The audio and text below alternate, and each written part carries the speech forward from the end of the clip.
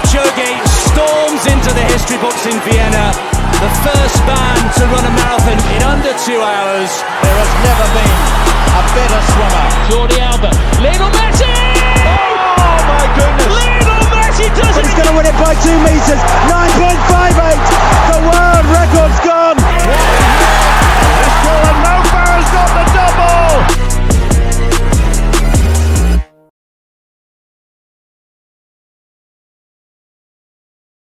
Hi guys, and we're back again for the second episode, and in a week where Norwich managed to go from 1-0 up to 2-1 up to losing 3-2 and following the same footsteps as my 2025 triathlon season. Let's be having you! And also in a week where Andrew Tate, the top G, has had a rival say that his missus has been sneaking into the DMs of someone else. Buddy, your ex-girlfriend is literally in my DMs. Speaking of women leaving, explain that. Who? So a lot's happened in the last week, and here we are. We find ourselves, me and Josh, back again, different venue, but same sporting talk. And we're going to have a little chat about what's happened this week. For starters, we saw the Valencia Marathon. Last week, me and Josh had some insights into how we thought the race was going to pan out and some predictions on times. And we did have a little competition that we ran. And who was it, Josh? Who won? You've just said his Instagram handle, and I've already forgotten it. He didn't actually mention his name in the Instagram handle, but you've got it on your phone there, haven't you? So you can get it right. But either way, you'll be sending that person a DM. Come on, who is it? I have it on my phone, and it is at J1985K, who guessed Alex Yee's marathon time of 2:06:45. That was the closest guess we had. 7 seconds. I mean, that's pretty accurate. Pretty accurate. Maybe he had some inside knowledge and we didn't. Yeah, maybe you can pick my lottery tickets for me next week as well. So well done. Whoever you are, just reach out on DMs to me, Josh, and we will sort out sending you this cap. But Josh, what did you think then? So Valencia. You got pretty close, didn't you, to Alex Yee's I did get pretty close. Yeah, I guessed 2:06:50. So what was I? 11, 12 seconds, something like that. And I guessed 2:07:50. I honestly thought that. I mean, that first and foremost, incredible time. Second fastest British marathon runner ever. Yeah. So you'd think from here he's going to be eyeing up Mo Farah's record. What did you think was most impressive, the time or seventh in Valencia? Because Valencia gets a proper stacked field. I thought the seventh was almost more. Seventh in Valencia was actually more impressive than the time. Yeah, I think so, because I think. Didn't they have like 100 elites on the start line or something? Oh, mate, they have absolutely loads. And like, I watched a little bit of the coverage yesterday, just to, just like flicked through, just to see how it panned out. And the first two groups, there was like absolutely loads. So many of them must have blown up and gone backwards, and he must have caught quite a lot out. That's the thing in Valencia. When you go to Valencia you play that risky card, you either have an unbelievable race and you PB, or you blow up. And that's what you see a lot of the East Africans doing in any sort of major. They go with the front group, risking that they're going to blow up. So I think for Alex Yee to go out there and negative split it as well. I think he went through. He did negative split it, yeah. 1:03:30, and then came back a bit quicker. Yeah, 1:03:30 something, and then just over 1:03 for the second half. So 30-second negative split. What I find interesting though was because Emil was pacing him and Phil. Emil went to like 23 miles. Like, did he? Why didn't you just finish the race? He went to 23 miles. Went to 23 miles, and that's another thing that's a bit like. Should a pacer be going that far into the race, or do you think they should step off at like 20 miles? No, I think that's good if they can go further. But I do think actually one of the reasons why they might not go in, because I have heard from some people that pace in some of the marathons, if they finish, they don't get the money. So it's probably in his Valencia they get paid. They get paid, and if he was an official pacer, because he was only really... If he was an official pacer, if he wasn't an official pacer, it wouldn't have mattered. But I do know I heard from some of the guys that maybe that was why then. Rumours about the guys that were pacing the group in London. They got decent cash, but they weren't allowed to carry on and finish. But he could have like drilled the last 3 miles and come like top 5 in Valencia, and he probably got a good payday from that as well. Yeah. He probably would have, but I think the pacemaker money would probably be better than top 5, because if you look at the actual marathons, it seems like the prize money's not that great, but the bonuses are obviously pretty decent, aren't they? Yeah. But I think it was a great. But what is Emil targeting though? That's the thing though. If he's got to 23 running like that, and say he does like Seville or something in February, then he might be targeting Mo Farah's record. Next year is Europeans, so I think like if you look at like all the British guys now, I mean Alex Yee is, I don't know, he's got to be one of the favourites for like going on to Europeans, and then 2027 I think as world champs, and then. Where does Alex Yee go from here? Does he stick with the marathon? Does he go back to triathlon? Or does he combine both? What do you think? I mean, I think he's had a good recipe with like, 'cause he's still been keeping up his cycling and a bit of swimming. Obviously not to the same intensity. I don't think he can do both at the level that like, I don't think he can be like top level. Well, you're not going to do yourself justice, are you? No, exactly. I think, like, when he did a few of the triathlons this year, I think he did a couple of the WTS, and I think he might have barely scraped into the top 10, or he was around 10. So he was quite off the pace in the triathlons compared to what he would be if he was in full-on triathlon training. And I guess if you look at the marathons, he's great on a British level, but if you look on a world stage level, 4 minutes off the top, 2 minutes, like a minute and a half, 2 minutes off the podium. Does he go all in and try and potentially make the podiums in some of these marathons like Valencia and some of the big ones? Or does he combine both? But then it's like, would you really want to combine both knowing you're not reaching your potential in either one? Or do you just go back to triathlon? I think it would be great. Congratulations, Alex. How do you feel today? Yeah, very happy, very surprised with this performance. But yeah, Valencia was a very special race and good atmosphere. Did you change many things from the London Marathon, or? Yeah, definitely. I was going to this race with a little bit more speed and then also a little bit more volume behind me. I probably didn't have enough time before London to fully prepare, whereas I felt like I did for this one, so I was able to show a bit more potential. Nice. Are you gonna keep doing marathons or triathlons? The plan is to go back to triathlon now, so we'll see what happens in the future. But yeah, I would love to be competitive in triathlon, but I'm definitely not ruling out marathon. Personally, I'd love to see him go to the marathon and see what he can do and target like the LA Olympics at the marathon. Because wasn't Emil like a medal? He won a medal at Paris. Well, he come fourth. Did he come fourth? I think he come fourth, and he went to World Champs last year, I think, with like being a medal hope for that. But I think the heat just got to him, and he pulled out pretty late on. But I think with Alex, he has to. How much more can he do? He's Olympic done champ. it in triathlon, like, unless he wants champ to, and world champ. So what else can he do? Unless he wants to go into long distance in triathlon, there's not really. I think like you've done it, haven't you? Winning another medal is like it's great, but it's the same again, isn't it? It's like a new challenge, and also showing that he's actually got the potential to do really well in the marathon. It's not like he's running like 10 minutes behind. He's only he's only 3.5, 4 minutes behind. Exactly. The winning time was 2:02. And they were saying that he was because he was a late entry. They thought that he might go for the world record. So basically, you're looking at a guy who is the top level of world marathon level racing. Obviously, there's a few that could be around a similar ability, but it would have been close if they were all in it. So he's basically 4 minutes off the top of the top in a race with pacemakers, which is a lot harder for someone like Alex, because they get in those guys just get pulled along, don't they? And they're gone within the first few K. Whereas in some of the like the Olympics and the World Champs, where there's no pacemakers, potentially a New York Marathon, where there's some hills at the end as well, it stays a lot closer together. Like when you see New York from this year, there was 20 of them at halfway, and then it's like a bit more of a burn up. And I kind of feel like that kind of race, especially with the hills in the back end of the race at New York, that would have suited Alex really, really well. He's such a light guy. Anyway, but the thing is, now he's got to step up. Like, he was second group kind of in Valencia. He's now got to go with the front group in any race that he does, and that's when you run the risk of like blowing up and stuff halfway. Because that pace is going to be so much quicker. He's going to be going through half in like his half, like 61, 62 minutes, which is like, can he still hold it together? And that's where I think is going to come into play, like the more aerobic run training, so more of that conditioning, because he's probably still like a lot of these top marathon runners are doing between 200 and 250k a week. Like Emil does up to like 260, 270, and Alex, I think I looked at Strava and it was like 150 to 170. I think he peaked at 170. So you'd think like maybe if he drops a bit of swimming, does more running, if his body can take it, and he's suddenly running 50k a week more than what he's doing now. But do you think running that extra would actually make that much different if the intensity you're running is just easy miles compared to when you're swimming and biking? You can do a bit more intensity. You can, but I think again it just comes down to like that run specific conditioning and being able to like hold your mechanics, because the faster you run, the better your mechanics needs to be. And so in the last 10k, he probably needs that like impact conditioning that running provides to hold his mechanics together. But if you looked at how he ran, like obviously like pacing it, like negative splitting it, would you not say that his mechanics were held really well together, or would you say that he probably?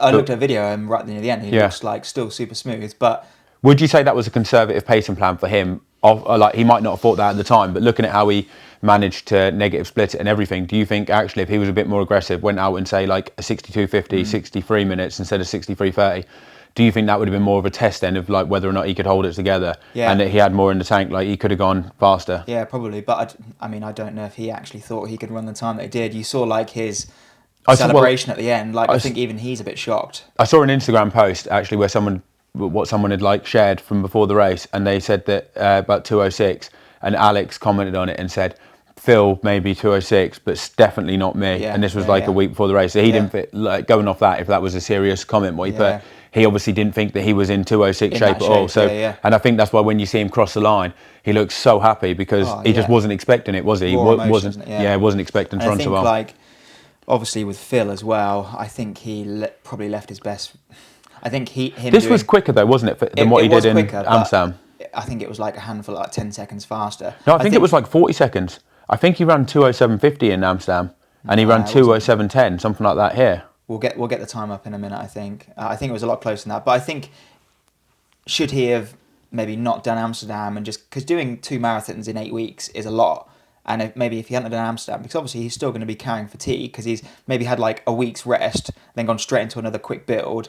Like if he hadn't done Amsterdam and just put all his eggs into Valencia, could he have been the guy running 2:06? He might have gone a bit quicker, but like, did he go all in for Amsterdam and then think Valencia is like hope for the best? Like if it works out, great. If not, I've got a PB anyway at Amsterdam because he did PB in Amsterdam. Yeah. And I mean, he's got 2 PBs and he's probably got a couple of nice bonuses off of. Well, exactly, yeah. Like, but who knows when the next one is? He wouldn't be surely doing like Seville, would he? Like in like no, I think 12 weeks. They'll be looking at either London or, like I say, European major.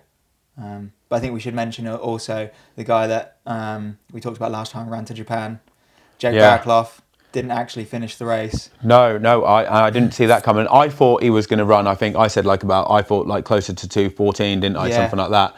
And looking at his halfway split, he was like 66.30. He obviously wasn't on the day that he would have hoped. Like that was like a bad day. He lost consciousness at about 30k and got pulled off the course. That's crazy though, isn't it? Like how can you lose consciousness after an hour and a half of hard running? He's had so many races like that though, where he's ended up in the medical tent. So you can't say. I mean, he's obviously got a lot of grit and determination, but like what we've seen from his high mileage training and his like crazy training, do you think that? Like, and you say the fact that he's been to the medical tent quite a few times, do you think he runs a serious risk to his health of like massively overdoing it? Because he's obviously in training, he's pushing himself to the limit. He's had quite a few races where he's gone to the medical tent, which, let's be honest, no one can say that that's healthy. Like, if you're pushing yourself that, at some point you're going to pay for that. Yeah. And is the fact that it's happening more and more frequently now a sign that actually he does need to respect his health a little bit more? And there's probably a reason why you don't see many people running 280 k's a week and racing 8 weeks in a row. But he did quite a big taper for this. He did like a 2-week taper. So maybe that was like... Yeah, but his taper, when I heard him say about it, was 80% of his peak week volume 2 weeks out. So basically still 250k, 240k. And then his race week was like 60% or something. So it would have been like, 100-mile week, which is exactly what you said. So it's not really a taper. And I kind of feel like that might help you be a bit freshen up, but you've still overdone it. Yeah. But like, do you know what I mean? If you've like fucked yourself for 12 weeks, but like 8 weeks in a row before you start your taper, you can't come around from messing yourself up for 8 weeks. And also some of the impacts that you do to your body and the health doesn't necessarily show straight away, does it? Like you do something bad, it takes a little while before I think he's got some stuff to figure out, because you look at his training races that he does, like running a 63-minute half marathon in a big volume week, you'd think, oh, if he freshens up here, he could probably run 62, which then he's putting himself in the realms of like a good marathon time. So I think he's got to figure some bits out. Well, maybe he's got to start training a bit smarter. Well, and also when you looked at how his best race have come, that they came after, I remember him having a bit of time off injured, I think when he was around Australia, and then he came back and he raced Tokyo, and he raced really well after a few weeks of training, which probably shows you that he was carrying a lot of deep fatigue, and actually being forced to have this extra rest when he was in Australia worked wonders, because then he ran his marathon PB. And I think that's the thing, what you'll probably see with him is like when he's had this enforced rest, he'll probably come back and within a few weeks of training, he'll run well, because obviously he'll start off back training and the form will be a bit bad.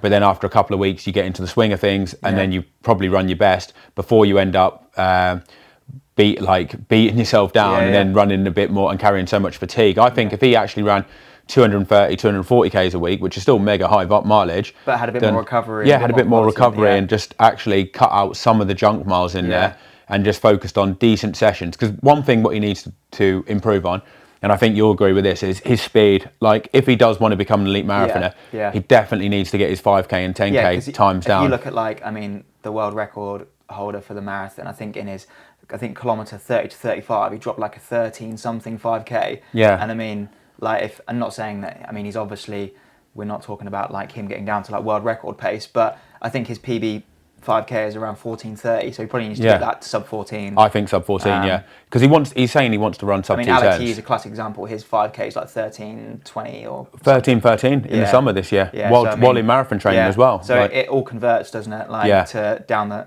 Well, if you want to run 2:10, you've got to basically run 5-minute mile, and so you've got to run 15:30s for 8 5Ks back to back. So if you kind of can't break 15, you're never going to really run sub. So whereas if you get down to sub 14 minutes for a 5K, you only have to run within 90 seconds of your 5K PB, and you can keep banging it out. But if you want to get to them elite marathon times, you have to be quick at the 5K, you have to be quick at the 10K. And that's why you see those guys, like they start at the track and they're doing like 1500, 3K, 5K, and then they're kind of... And when you're doing the mileage, what he's doing, you just can't hit them intensities, can you? Can't, and I think he needs to just work on that a little bit, go for a stage where he tries to improve it. Like, there was a marathon runner in Lowestoft, I'm going slightly off tangent here, but he ran 2:07, 2:08. He won the Chicago Marathon. And I remember meeting him in 2014, and we had a chat because I wanted some tips to improve my running. And one of the things that he said was he started running at 26, but then by the time he was 29, he went to the Olympics for 10K. And he said when he started off training, to his coach, he said, I want to go to the coach said, what do you want to do? And he said, I want to go to the next Olympics, because he thought, I need to impress him, I need to say something. And he'd literally only just started. And the coach looked at it and said, oh, we've got 3 years. And he said, right, so we're going to start you off running 3 times a day. So he was doing 5 miles in the morning, 5 miles at lunchtime, he said 5 miles in the evening, while working a full-time job in a factory and having a family as well. And he said he did that for 2 years. And he was getting a bit down. He was like, it was causing a lot of stress because it was too much, you know, like obviously balancing work-life stress and everything like that. And then, but the coach said, if you haven't got time on your side, you want to be there in 3 years, we need to take some serious risks. So this is what we do. And he said he didn't improve much, but then what it did was it gave him that big foundation, that big base fitness. Big base, And then he knocked it down to 2 runs a week after that, after 2 runs a day, after 2 years of doing that. And he said the improvements just went up massively. Yeah, because he then had more recovery time, so he could push more recovery time. He could push more intensity. He was getting to the races fresher, and he went down to 27 minutes for the 10K. Went to that Olympics after 3 years of started running. He came from football backgrounds, and ended up running 2:07 or 2:08 for the marathon. Bearing in mind, 2:08 back in the 90s, 2000s, when you don't start running until you're 26. No carbon shoes, none of this. That's at least a 2:06 now, isn't it? You know, definitely. Off that, and running, I think 60, 61 minutes for the half marathon, and 27 multiple times. Went to 2 Olympic 10Ks. Really, really interesting guy. Paul Evans. Like if anyone looks him up, he's a very inspirational person. Yeah, absolutely. So talking of inspirational people, you sent me a video of a chap called Ed Whitelock. When he first broke 3 hours, he was 69, and he's gone on to keep breaking 3 hours, and he's now the oldest guy in the world to break 3 hours. He's the oldest guy in the world to run sub 3 hours marathon. It's a powerful pensioner. You've got 3 years to do this. And he, at 73 years old, he ran 2:53, I think it was, for the marathon, or maybe 2:54, which is absolutely insane. But he's done sub 3 multiple times. Oh, he's done it multiple times, And the interesting thing was he ran a lot when he was younger, up until about the age of 20. But then he had like a 20-year hiatus where he didn't run. And picked it up again in his 40s. So I think it goes to show that like having that like foundations from a younger age, you can definitely take that like later in life. And this is before like the carbon shoes thing again. He was training in like his old racing flats for years, wasn't he? Just using the same shoes. He ran this 2:53 marathon in non-carbon shoes because he thought carbon shoes were cheating. So he would run them in basically plimsolls. So you think he's running 4:05 per kilometre pace at 73 years old in what are basically heavy training shoes, not the carbon shoes, because he doesn't count them. Yeah. Which is actually pretty flipping impressive, isn't it? The funny thing was his training loop was a half-mile loop around a cemetery. Oh yeah. They would run every day. We will post a link to this little short that we saw about this guy in the description. But yeah, his training loop was a half-mile loop, and he would just run multiple times around there, and he even ran 3-hour runs. 3-hour long runs, wouldn't he? 3-hour long runs around a half-mile training loop. The guy is absolutely wired in the head. He must have such a high pain threshold and ability to just dig in. But guys, check him out. Link in the description to the little short. It's only a minute long video about him. But Ed Whitelock, he's a absolute weapon. So anyone out there that's chasing a sub 3-hour marathon, you've got until 73, 74 to do it. So 73. Don't give up hope yet. Yeah, and if you do it at 74, you'll be a world record holder. Exactly. So keep going, guys. And this takes us on to a little segue, something the darker side of sport, I guess you could say. I know a lot of people are really interested in this area, and it's definitely a really contentious part of sport at the moment, which is going on, and that is the Enhanced Games.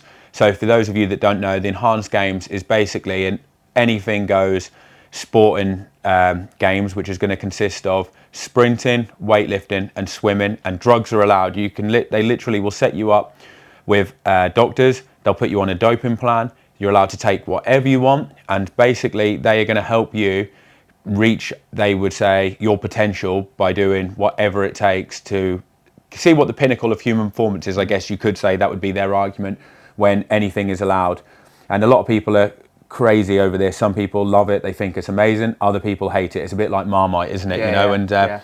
The reason people hate it is because they like to see clean people, and they think that basically you're going to get people that aren't the top people take drugs, and no one really cares because it's not safe and it's bad for sport to be promoting basically pharmaceuticals, really, and people want to think of it as natural, don't they?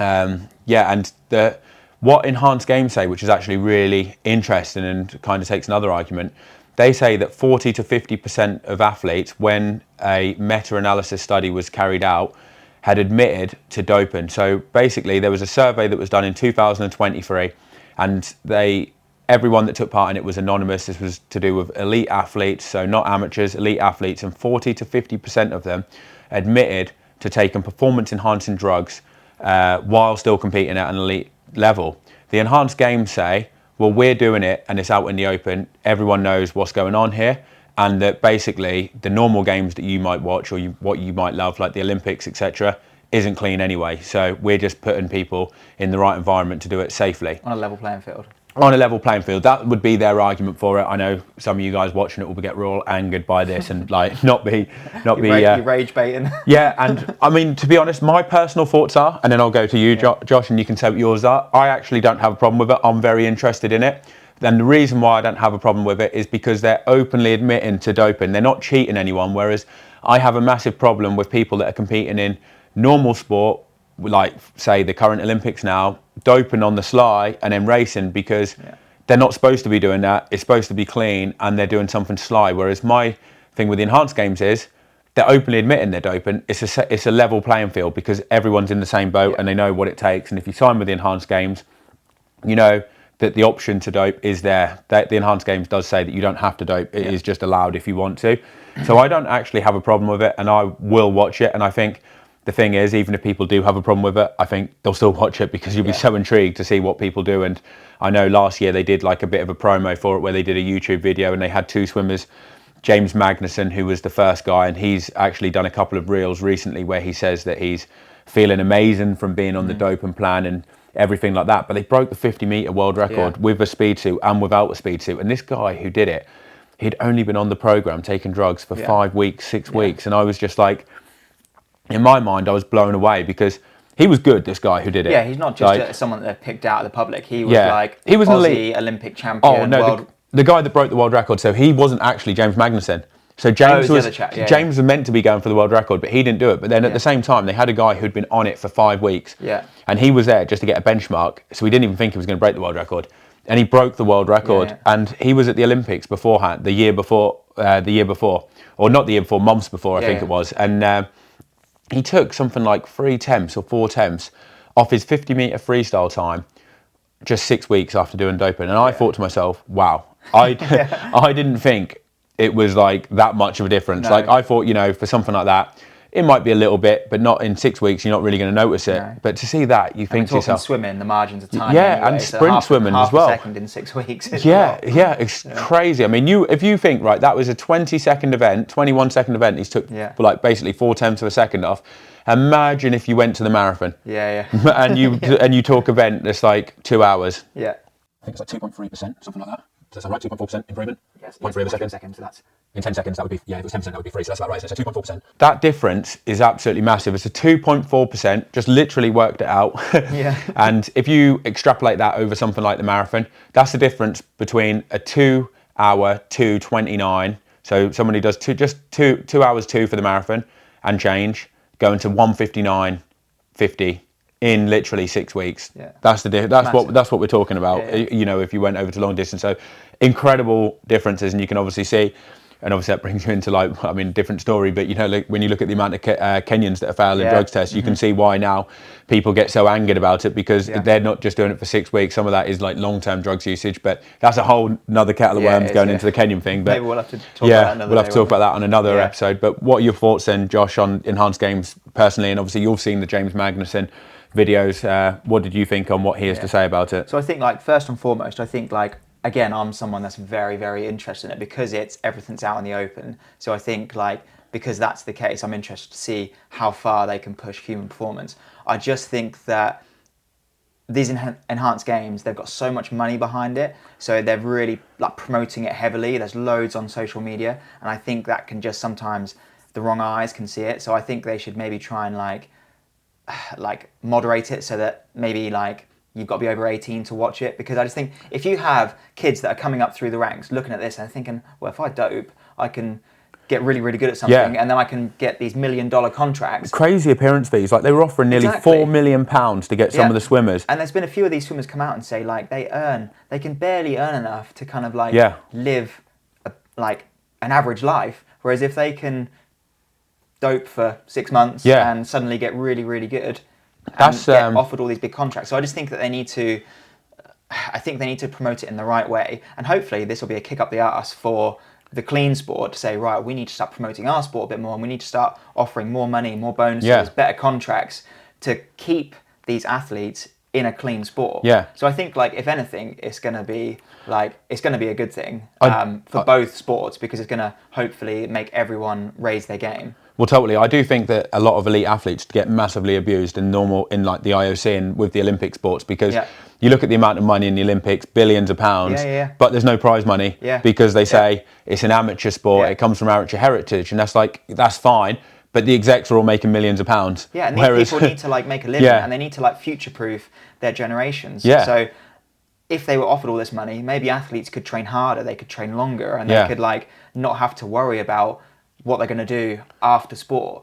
But the thing is with the Olympics as well, you know, they say that it's like amateur sport and it shouldn't be any money. Yeah. But the execs, there was no execs back in the day, was there? No, exactly. So all these execs have wormed their way in and they're making millions of pounds, all the corruption stuff and the backhanders that go on. Yet the athletes, kind of like, they're the stars of the show, really. Yeah. Like if all the Olympic athletes just walked away, like didn't do it, there'd be no Olympic Games. It'd be gone overnight. Yeah. So it is pretty crazy and like you watch it for the spectacle, you watch it for the world records to see all these records fall. Yeah. So like I think if they can kind of like sort that bit out and just like work out who they're showing this content to, I think it'd be way better, because again, I'm super interested in how far can they push human performance. And this guy James Magnussen, I think he's a great example, because he's actually documenting everything. He's doing blood work, he's showing you all of his data, and in a recent video he put out, he shows you all the data. He's actually like, his age score is getting younger. So like all his blood work is better. Like all of his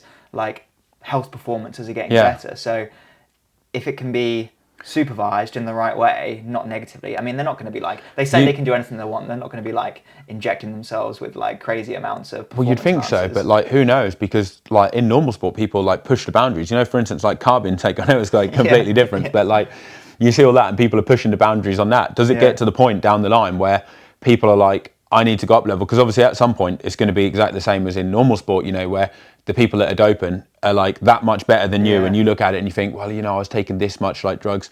The doctor said that this is the optimum amount for me, but you know what? I just need that extra few percent. I'm just going to go a little bit more, and do people then start taking massive risks? And you said before we started doing this, that's great that he's doing all this stuff and he's monitoring his stuff like short term. But what are the long-term effects of being on this? You know, like what's he going to be like in 10 years? Down the line, they suddenly, all of these new articles start coming out saying, James Magnussen, who was in the Enhanced Games, is sadly... And also, one of the crazy things is the Enhanced Games say that their business model isn't to try and like get the television coverage, like the money from that although that is part of it. But they say their main business model is to sell the pharmaceuticals, to sell all the drugs. So, but at the moment, the Enhanced Games is only for elite athletes. Yeah. So all these amateurs that are buying all these performance-enhancing drugs that they supposedly are hoping to make a lot of money from, they're going to all be floating around in like normal, clean sport, but they're all going to be drugged up to the eyeballs, and they're doing it all like unsupervised. I guess like they can read the instructions on the drugs to say how much they're supposed to do, but they're not even supposed to be competing in like clean sport. But they're all going to be competing in clean sport because there's not like if you're an amateur, there's not non-clean and clean, is there? There's only one lot, so that is going to be crazy. It's fun and exciting now, and I've not really seen any younger athletes going over to it. I've seen a lot of these athletes that are coming to the end of their careers. Like there's a couple of sprinters that have gone over. Fred Curley, but he got banned. He got banned, and then he signed with the Enhanced Games. So he was like, the guy was like playing Enhanced Games while he was clean. He literally like on the juice gets banned from clean sport, and then next thing you know, like a couple of weeks later, he signs with Enhanced, and it's like, man, like. Well, yeah, I mean, he's pulled an absolute blinder there. He pulled an absolute blinder, like So he reckons he's going to get Usain Bolt's record next year. Does he? That's what he says. Like, what do you think? Get a lot more money as well. I mean, he gets $1 million if he gets it, plus whatever his sign-on fee was. And I know some of the swimmers were getting over £3 million or $3 million they were quoting for their sign-on, and it was causing a big stir on Instagram because there was a couple of swimmers that turned it down, and then obviously some of them just didn't because that was a life-changing amount of money for them. I mean, I can imagine swimming. It's not like soccer, is it, where you're getting like £500,000 a week? Someone says, if you come on this program with us and you do well, here's £1 million. That's more money they'll make in a lifetime swimming. Like they can break all the records they want. They're not and they don't have to dope, does he? No, exactly. Yeah, like he can just carry on doing what he's normally doing. He's just taken a £3 million signing on fee. It's just. I think the next few years will be interesting, and like I say, it's interesting, it's exciting. For me, it's still not better than clean sport, but it doesn't mean I won't watch it. No, I will still watch it. I would rather. I'm exactly the same as you. Like I'd rather watch clean sport and think that everyone's doing it natural, but I will still watch Enhanced Games because I just watch I love watching sport and I'm just intrigued. It's like a circus, isn't it? Yeah, it is. You know, you go to the circus back in like 100 years ago, 200 years ago. Don't you? Well, they watch some freaks, don't they? Yeah, like you don't want to be one of them, but you want to watch it. Like everyone likes going to the circus. Yeah. Guys, if you're watching this and you have any other good talking points, can be in any other sport like that you see, just post them in the comments below, reach out to us, let us know, because we're happy to talk about anything really, but coming up with the ideas and finding out what's happened in the past week is the hardest bit. So if you see anything that you think would be great, and me and Josh will have a chat about it, and just let us know. But that's it for this week. Hope you had a great time, and we'll catch you next week.